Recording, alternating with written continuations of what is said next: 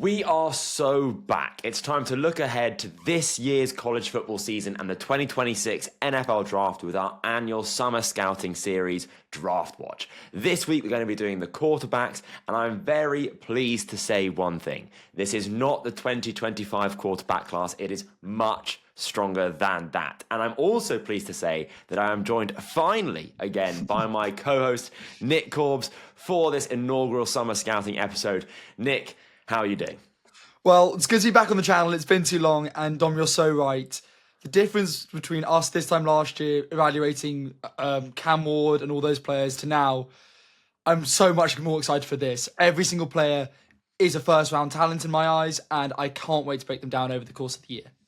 Absolutely. And our record, I think, on this show speaks for itself, really. This is when this time last year we burst the Connor Wegman bubble. I said I didn't see it. He ended up not being good. I had Cam Ward as my QB2, and obviously that came to fruition as well. So our record speaks for itself here. Now, we're going to be going over our top 5 quarterbacks and an honourable mention heading into 2025 college football season. Now, to give a quick bit of context, we're not evaluating these players right now as we do in January or December, for example. There's still a whole football season to be played. There's going to be a bigger projection of skill sets. We're going to be looking at these players more maybe towards their ceiling than their floor, not necessarily being quote unquote realistic. It's looking about how these guys might profile in a few months' time, really. It's not who we'd like to draft right now. That would be a different list. So there is projection, there is hope, there is positivity. And make sure you subscribe for more college football, more NFL draft content. That is what we do the best around here. We're getting it started super early this year. And I don't know Noo's list. He doesn't know my list. Let's get into it, Noo. Give me your honourable mention. So my honourable mention is following your footsteps from last year when you said Cam Ward was your honourable mention, or maybe even number 3, I think you put him as. I'm also picking a transferring Washington State quarterback in John Mateer, who's transferring to Oklahoma. So Mateer, great player. In his only season as a starter, obviously because Cam Ward left, 3,000 yards, 29 touchdowns with 826 rushing yards. First player for Washington State to do 300 passing yards and 100 plus rush yards in a single game. So he profiles even quite similarly. He's a scrambling, strong-armed quarterback who really has all the tools to make it at the next level. The big thing is that Washington State, because of the dissolution of the Pac-12, very weak strength of schedule. So him moving to Oklahoma could really prove pivotal against a tough SEC and a struggling Oklahoma team that went from a perennial playoff powerhouse to, barely making a bowl game this year. I think they went 6-6. So this could be a real riser at the moment. He's normally, if you look at the big boards for next year, ranked about 8 or 9. But similar to Cam Ward, this transfer could really put his name up in the top 5 conversation.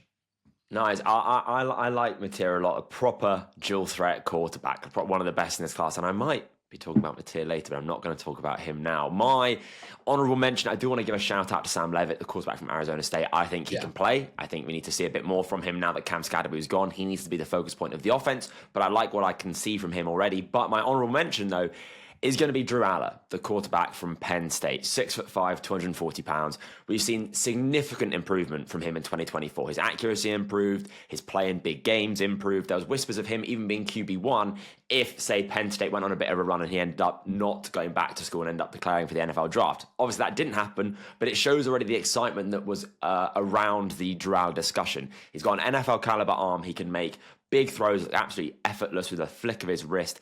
He looks after the ball very well, only 8 interceptions and 10 turnover-worthy plays for a 1.5% turnover-worthy play rate. That is really valuable to not turn the ball over, not give it up to the opposing team.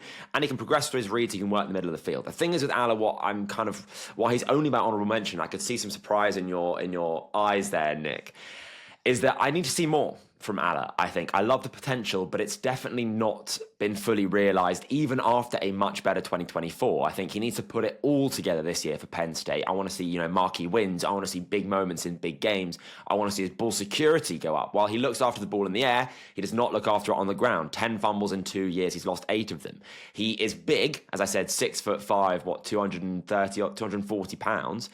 But he doesn't play big as a rusher. He's not like a Josh Allen on the ground, for example, which you might think if you just looked at how big he is in his height and weight. And I think he's actually only a moderate athlete with decent mobility. I think that he's not as athletic or kind of plays as big as his size would suggest. And the ball placement, even though that has taken big steps, it's still not where it needs to be. He's kind of more kind of throwing than he's kind of more reacting than anticipating, I think, as a thrower at the moment, really, with Drew Allar. And I think that doesn't play at the NFL level. And so I need to see him kind of go into that zen state, that flow state, and to be ripping balls over the middle of the field, but a bit more touch. And I want to see him just take those next steps. But big year for Penn State, big year for Drew Allar. Tyler Warren's gone. They've got 3 new receivers in. That could revolutionize how we see Drew Allar. It's not just like the Tyler Warren show with him dumping off balls to Tyler Warren every other play. So big years. Now, top 5s new. Hit. So at number 5, I have a guy who I think I'm slightly lower on than a lot of other people. It's Garrett Nussmieier, the quarterback out of LSU. Okay. So his positives, maybe the best pure passer in the draft class. He's 2-year starter after Jalen Daniels left. So 1-year starter, but he's got great touch on his deep balls, great throw under pressure, great games against high level competition. I think it's like Alabama. He's okay on the scramble, but he is much more of a refined pocket passer. Throws with anticipation. I think as a pure passer, he's the most pro-ready out of this quarterback group. My only fear is, Dom, that I think he's 200 pounds, and I don't think he's that much of an athlete. I think he is a great passer, but I think the modern day NFL, the fact that he doesn't really add much of anything on the legs, and also is a lighter frame, does make me scared. Of course, Jalen Daniels with a lighter frame succeed at the next level, but I think his game at the moment is a bit too one-dimensional, and I'm worried that he's not good enough of a passer to really be an elite NFL quarterback. But in my head, he's still a firm first-round pick. Yeah, Nussmieier is my QB4 at the moment, so we see him pretty similarly, and I have him down here as a fearless pocket passing quarterback, kind of like Tony Romo-esque. He's not afraid to rip it into tight windows. I've seen him throw 2 seam passes, so kind of like fade routes, running deep from the inside, from like the slot where the tight end is. And that's a really hard pass. You've got to layer it over the linebacker in front of the safety. You've got to hit it in this window, which is really small.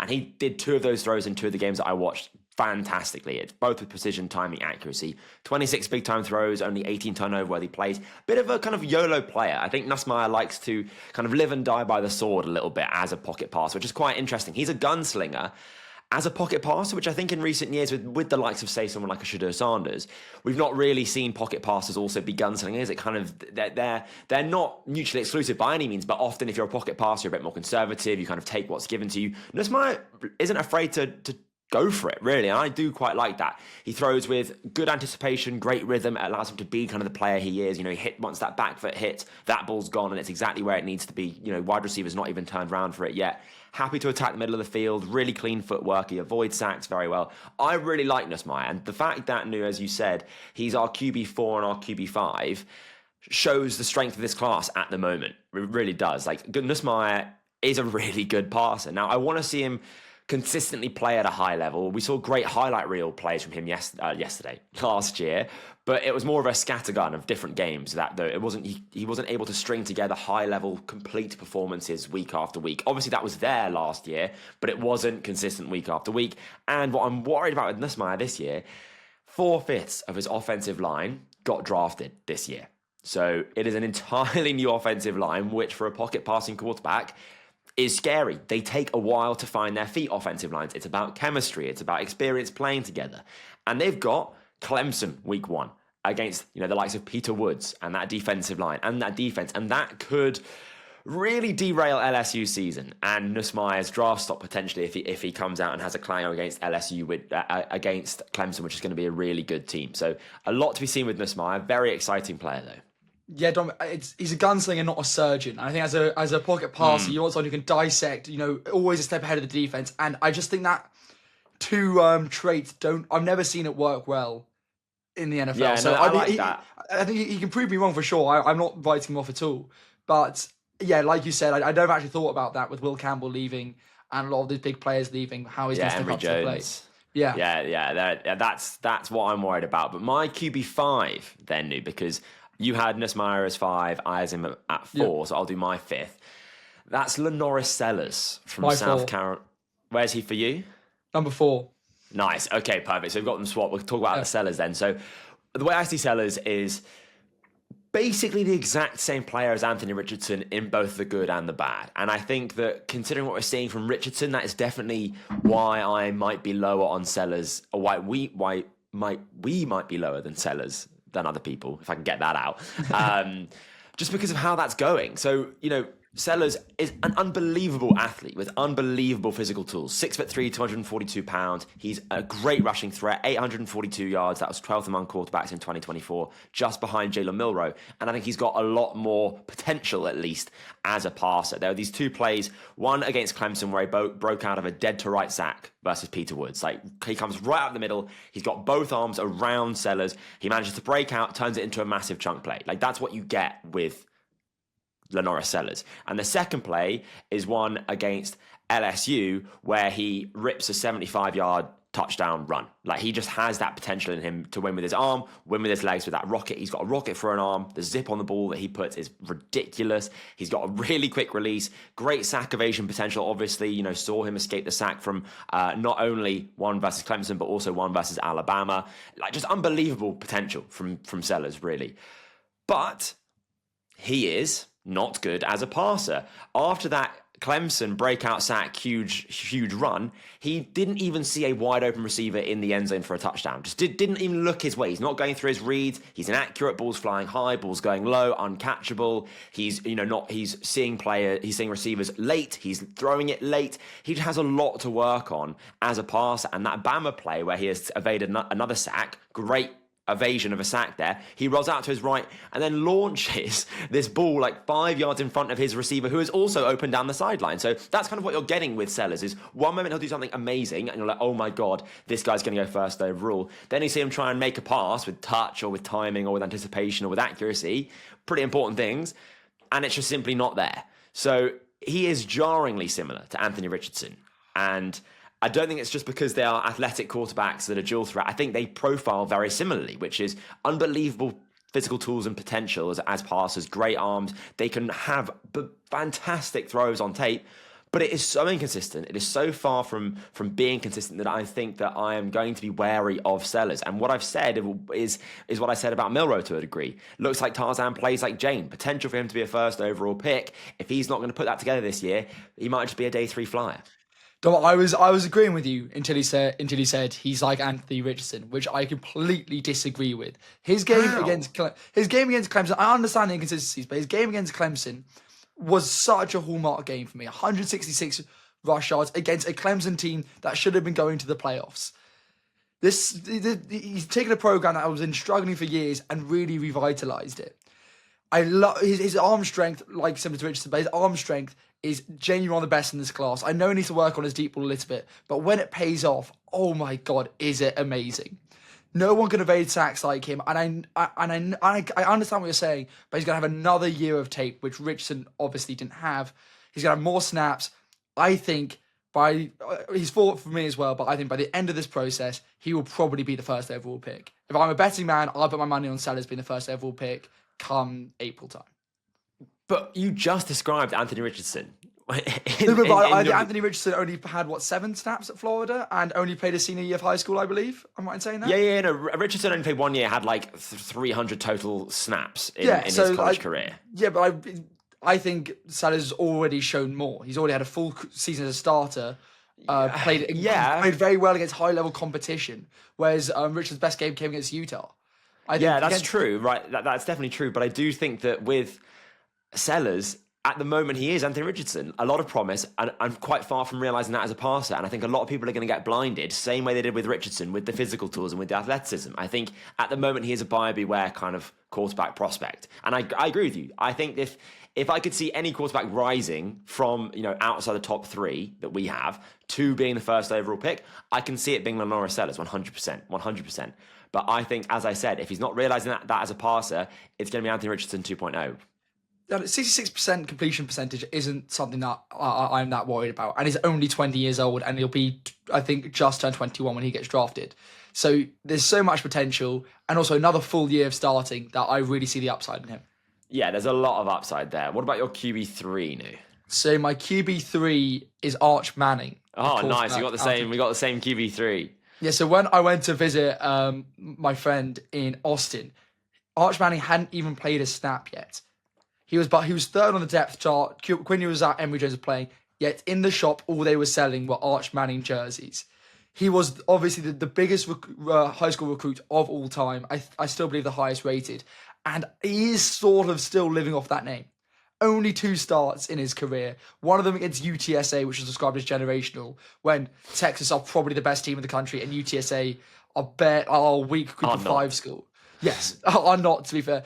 Obviously, his athleticism is something that neither his uncles, Eli or Peyton, ever got close to having. I believe he's already got more college rushing yards than both of them combined. But what he does flash is so high level.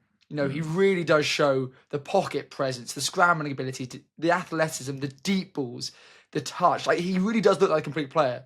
But in 2 career starts, the reason why he's being rated so highly is his pedigree. And his pedigree is the best of all time. Having one uncle who's the second best quarterback of all time, and the other uncle who's my personal favourite player of all time, who, in my opinion, was robbed of the Hall of Fame this year. Which one? Who's which one? I think the audience might be questioning who you're talking about there. But that is the thing that he's really bargaining off and has done his whole career. That's even why he might even stay another year. I think that's been a lot talked about in the draft cycle, but we can't speculate on that. That's too far away. But I like what I see, but I don't see a lot. So at the moment he's number 3, but I can't put him any higher. Yeah, I think we see Manning exactly the same. Yes, obviously Manning, high pedigree, Eli, Peyton, he's their nephew. And you're right, there's a small sample size, only 90 passing attempts so far. But in those 90 passing attempts, he looked like the real deal. He looked unbelievable versus Mississippi State. 3 big tone throws, no turnover-worthy plays. He looked like a veteran quarterback when filling in for Ewers, who was injured at points last season. I think he's got good arm strength, 6'3", 220 pounds. He can make all the throws. He can layer throws. He can hit it deep, rip it into tighter windows. He progresses through his reads nicely, works the pocket with subtle moves. He's a rushing threat, like you said, very unmanning. A 67-yard touchdown on a read option versus UTSA. Yes, low-level competition. UTSA, don't get me wrong. But nevertheless, that is there. Is he going to be a dual threat quarterback? No. Does he have enough there to keep defenses honest? And that's something they have to always kind of be wary of? Yeah, and that helps. That raises your floor, definitely. And I also agree with what you said about his weaknesses, which is really that there aren't any weaknesses that I've been able to see on tape because there's such little tape out there. It's only 90 dropbacks, only 2 full-time starts. Well, kind of 3, really. UTSA, LA Monroe, and Mississippi State. Not a murderer's row of competition, we'll say, especially when you are Texas, as you say, a very talented team. They had 8 players drafted this year, 7 players drafted last year. They are an NFL factory for talent at this point. But this year, it's Ohio State, week 1 opener. Texas, Arch Manning is the starter. That is going to be box office. That is going to be absolutely massive for Arch Manning, for Texas, for Arch Manning's draft stock. I think, though, you said we can't speculate. I'm definitely going to speculate. I don't think he's going to declare for the draft this year as well, which we have to be aware of. I think that Eli and Peyton, as quarterbacks that have been in the league for a long time, obviously have retired now, but are still around the league, definitely, both of them, they know that the NFL currently is not a place you want to be in if you need developing as a quarterback. We've seen with Anthony Richardson, they've already got Daniel Jones in. There's no patience anymore. Players, fans, team higher-ups want results immediately from rookie quarterbacks these days. And I think they'll be telling him pretty strongly, and he will be listening to them, don't go to the league if you're not ready, because it's not in a place where it's ready to develop talent like it was, say, 10 years ago. He's making money in college. He does not need to go into the league like other quarterbacks might need to. I think he should stay, really, unless Texas win the Natty and he comes away with a ring and has one of the best seasons we've seen from a younger quarterback. I think he's going to stay, even if Texas makes the college football playoffs, which I'm sure they will. And even if they go on a run, which I'm sure they will as well, I don't see him declaring this year because it's just not really in his long-term best interest. And that is going to be a weakness, not because it's against his play style. As I said, it's quite hard to find any because he hasn't really played for enough for you to really critique that. But when looking at the draft, it's a big weakness if you're not going to be in it. Yeah, Dom, I think whoever's advising him, most likely, Eli and Peyton and his dad, who was also a very high-level player but got injured before he could make it to the league, he's done an amazing job. There's a graphic of the top 10 high school quarterbacks from his graduation year, and he's the only one that didn't transfer. And he sat for 2 years. And I think in this college market, in this NFL market, where it's all about chasing the money, chasing the bag, you saw with Nico Iamaleava. Yeah. whoever is advising Arch Manning is doing a great job, and probably the best advice is to stay another year, especially because it's such a strong class this year. There's a chance that you might not even go number one, even if you played very well. So Yeah. I think we'll draw a line under that. I think I'm sure we'll get more comms as the year comes out, and I'm sure the decision will probably be made by about November, which should help us for our scouting. And make sure you subscribe to stay in the loop, because we'll definitely be keeping you up to date on the Arch Manning. Leave a like, leave a comment. You're agreeing, disagreeing with me on news list here. We love to read the comments. So, your QB2 then, Nu? Is Drew Allar, the quarterback out of Penn State. So I'm a Penn State fan, so I've watched a lot of Drew Allar. And I think what you said is true. I think he shows much more than he actually plays. Like it, every year you're told so much about the promise, about the ability, and he does get better, but not to the extent that you really want him to. You want him to have these massive jumps in talent and massive jumps in ability, and he never really puts it all together. But what I would say is he does get better year on year. Every year he's shown improvement. Every year he shows market improvement. And for me, I do see Josh Allen. I really do see those similarities. No. And I know it's lazy No, scouting. no. And I just really do see it. I see the arm strength, I see the size, I see the athleticism, and I really think that this year he can put it all together and could be a top 10 pick. I thought he was a first-round pick last year. I think he made the right decision in going back to school. Yeah. But I really like Drew Allar. And yes, I think he's been promised more than he's delivered, but I still think he can put it all together. I think the Josh Allen comp is pretty mental, because a massive part of what makes Josh Allen is his rushing threat, which Allar does not offer that at all. It's kind of like being like, oh yeah, like a small quarterback is like Kyler Murray, but they're not a rushing threat. Like, that when you remove a huge part of the quarterback's game, I don't think the comp holds that much water. I agree. I think like off the bus, they look similar. Do you know what I mean? They're big quarterbacks. Okay, I get it. But I think the Josh Allen comp is pretty lofty. But I do agree with you though that he would have been a first round quarterback last year, definitely. And I think there was definitely a chance for him to be the first overall pick, even with how Penn State's season ended and Allar's season ended. Not on a high note performance wise. And if this was a list of quarterbacks that we were going to draft right now, Allar would be higher for me. He wouldn't be my honourable mention. But I just think with Allar, as I said when I was talking about him in the honourable mentions, I want to see more from Allar. And he could also be a massive riser. Him and Sellers, it could be hell. It could be Allar 1, Sellers 2 when it's all said and done, when we're talking about this in, say, April, just before the draft. But I need to see more from Allar. But we've got very similar lists here, Nu, because my QB2, if you're doing the maths, is someone that we've not already spoken about in our top fives. So that means I've got someone in my top 2 that you don't have in your top 5. And it's someone we have already mentioned as your honourable mention, and that is John Mateer, quarterback from Oklahoma. I bloody love Mateer. I was watching his tape, and I was making noises out loud in my flat. I was like, oh my God. And, I would say that he has, the kids call it aura. My generation might call it swag. Maybe the older adults might call it or X Factor. Whatever you want to call it, John Mateer's got it, I think. And the reason why I didn't want to talk about him too much when he was your honourable mentions, because I wanted to wax lyrical about him, really. He plays arrogant. He's got a live arm, quick release. He can score in 2 throws, and he knows it. He did it versus New Mexico State. He will try and complete ridiculous throws from different arm angles and platforms.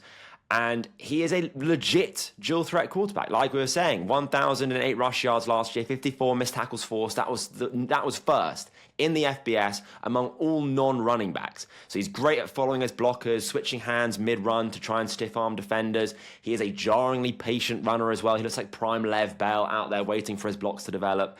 The arm talent and the zip that he can throw the ball with is incredible. He has this moon ball as well. Not only can he rip it, but he's also got this moon ball. We can throw a touch.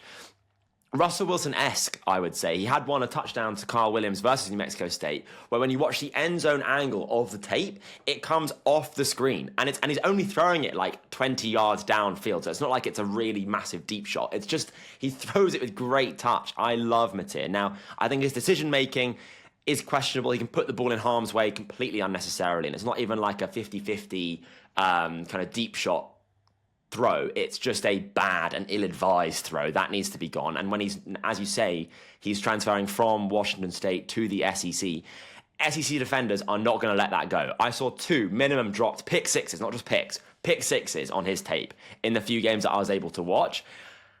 And he had 16 turnover-worthy plays and only 7 interceptions. So he's got pretty lucky. And I think that he's going to get punished if he tries to play like that in the SEC, which is going to be a problem. He can be a bit jittery in the pocket as well. He needs a bit more presence, a bit more calmness. And again, that jumping competition. How is he going to fare at Oklahoma? That schedule is not easy. They're playing a lot of very good teams, Oklahoma, this year. So for Mateer, he might go a bit under the radar because Oklahoma might go under the radar record-wise because they're not going to upset big teams, I don't think, even with Mateer, who I think is a good and talented quarterback. But I can see Mateer being the type of quarterback that can go first overall. Loads of physical tools, loads of potential. The Cam Ward leap coming from Washington State, another transfer. It's kind of all there. The stars have aligned. And I had Cam Ward 2 last year, John Mateer 2 this year. Book it now. He's going to be great. So Mateer was my QB2 then, Nu. Who is your QB1? My QB1 is the quarterback out of Clemson, Cade Klubnik. I absolutely love him. He is the prototypical modern-day quarterback. I think he's got the combination of arm talent, athleticism, progressed year on year, which I think is a big one as well, shown marked improvements in every single season. I also have his processing speed, which I think is really something that needs to be said for. I think Drew Allar, for example, can always stare down a read. I thought you saw a lot with Jackson Dart last year. I think the ability to actually go through progressions in college is very rare, and I don't think you really see it that often. I think he's versatile. I think he can fit into a spread scheme. I think he can fit into a West Coast theme, deep ball scheme. I really think he is the prototypical modern day NFL quarterback.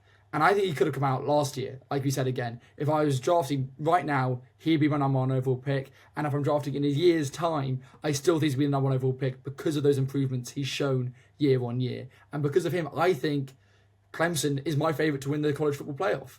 I really think that Clemson has that ability and that Klubnik has the ability to take Clemson to that ceiling. Yeah. We see Clemson and Klubnik the exact same. He's my number 1 QB as well. Again, me and you don't talk about these as before. They happen. We like to get the real reactions. And we see this class clearly very similarly, and especially Klubnik. I think he took huge steps from 2024 to, took huge steps last season. Started with Georgia, which is a litmus test I use for a lot of quarterbacks, a CJ Stroud test, if you will. That was week 1. Understandably, he failed that. He did not look good. But he ended with Texas, another good team, another NFL kind of caliber-ish defense. And he looked brilliant against that team, frankly. There's NFL talent everywhere on that defense. He was ripping it. He had 5 big-time throws. He was layering the ball over defenders. It was just an amazing performance. The ball placement, it's not always consistent yet. I'll talk about that a bit more in the weaknesses. But when it's a dime for Klubnik, it is an absolute dime. Throws a perfect corner route so many times. Had one against Georgia. Fade routes down the sideline. You couldn't put the ball in the receiver's hands better than sometimes Klubnik can throw it. Ball placement, spotty, but it's absolutely there, that potential to fix that and make it even better. He's able to progress through reads, like you were saying. He can go from 1 to 2, can hit the backside of digs as well. Really important to be able to go through those reads. That's NFL level skill right there. And he's got decent mobility as well. 55-yard touchdown run versus NC State. Again, a bit like Manning. A bit like Manning, I would say. He's not a dual threat. He's not going to, have 50 rush yards a game. But when it's there, if a play breaks down, there's a hole for him to take. He can kind of scramble and pick up some yards, definitely. And when he throws on time with good accuracy, good ball placement, oh, God, he looks really damn good. But even my QB1, our QB1, has weaknesses. He has subpar physical tools. He's 6'2", 210 pounds. So he's not that tall, not that big. And he's only got an okay NFL arm, I would say. And the quarterback that I'm going to compare him to then is Bryce Young, I think. It's going to be quite similar, really, how Klubnik and Young play in the league. Now, obviously, Klubnik is taller. You don't have that height issue with Young kind of being on his tiptoes. But I think that when you do have, we'll say subpar physical tools, let's say, you have to win with your game IQ, your brain, and kind of just with your ability to play quarterback, really. You're not going to have your arm talent to bail you out if your feet aren't set or if you're kind of trying to evade a sack. That's not going to work for Klubnik. His pocket awareness versus Georgia was a problem, and that was early in the season, but nevertheless, he was drifting back away from pressure. Scared is a harsh word, but jittery, definitely. And there's just a few kind of like inexplicable accuracy issues on any single game I watched of Klubnik. There'd be one amazing throw, and then there'd be one 5-yard check down to a running back, and he'd just drill it right at his feet. So he needs to kind of work on that consistency, definitely, in his passing. And I want to see more anticipation throwing. I think at the moment he's waiting for receivers to come open before he's throwing the ball. And yeah, he's got a nice strong trio of wide receivers at Clemson, but I don't want him to rely on that. I want to see him kind of being able to develop aside from the talent he has. And that's going to be the issue with Klubnik and evaluating him, is that Clemson is going to be a really strong team this year. They are definitely going to compete for a national championship. They're who I would choose to win it overall, I would say. It might be hard to separate Klubnik from the overall talent of Clemson. I think that's definitely going to be a conversation we're going to have closer to draft time. But with the way I see it is that he's a quarterback that's going to have to win like Bryce Young, in the sense that might be a bit rough at times, but if he's kind of clicking and he's playing confident and he's playing well, he's going to look good. You kind of got Bryce Young, Joe Burrow, that kind of style of quarterback, right, where you kind of need to be on your game every single game because you do not have the physical ability or the physical tools to bail yourself out of kind of bad footwork or bad reads or being late to throws with great arms. And I just think that the floor concerns me with Klubnik. I think he's got a low floor because of those lack of tools. But as I said, they have LSU. Week one open, a huge game for Nussmieier and Klubnik, huge game for the draft. He's got good receivers, a good team. I just want to see him elevate Clemson and not be a tofu quarterback taking on the ability of the talent around him. But you can see on the screen now our top 5 quarterbacks and our honourable mentions. Let us know in the comments, do you agree? Do you disagree? Do you think that Klubnik's too low? Do you think that Klubnik is rather too high? Do you think Sellers is too low? Let us know all of your thoughts in the comments. Make sure you like and subscribe for more NFL draft, more college football content. But I've been your host, Dom Corbs. That's my co-host, Nick Corbs. We'll see you on the next video.